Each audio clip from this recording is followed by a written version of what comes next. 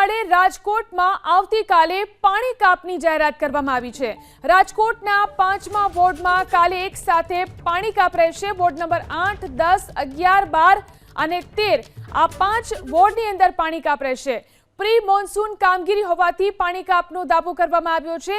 1 લાખ કરતા વધુ લોકોને આ પાણી કાપની અસર થશે। તો ભર ઉનાળે પાણી કાપની જાહેરાત કરવામાં આવી છે। આ વિશે વધુ જાણકારી મેળવી અમારા સંવાદદાતા પરાક્રમ ફોન લાઈનથી જોડાયા છે। જી પરાક્રમ, જે પાણી કાપની જાહેરાત કરવામાં આવી છે, કેમ આ પાણી કાપ આપવામાં આવી રહ્યો છે? ચોક્કસ જે પ્રી મોન્સૂનની કામગીરીનું બહાનું બતાવવામાં આવ્યું છે, પરંતુ રાજકોટની અંદર ઉનાળો શરૂ થાય એટલે પાણી કાપ મૂકવામાં આવે છે। એક તરફ ધોમધકતો તાપ પડી રહ્યો છે, બીજી તરફ મધ્યમ વર્ગના લોકોને પાણી વેચાતું મંગાવવું પડશે। 1 લાખ લોકોને અસર થાય તે પ્રમાણે પાણી કાપ મૂકવામાં આવ્યો છે। રાજકોટના અલગ અલગ જે વોર્ડની અંદર પાણી કાપ મહાનગરપાલિકાએ જાહેર કર્યો છે।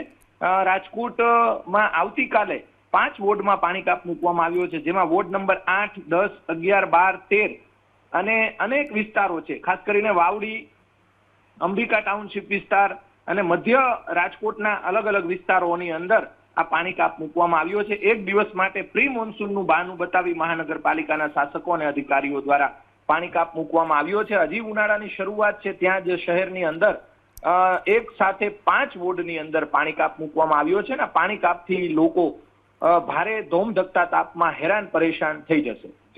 જી આભાર તમામ જાણકારી આપવા માટે।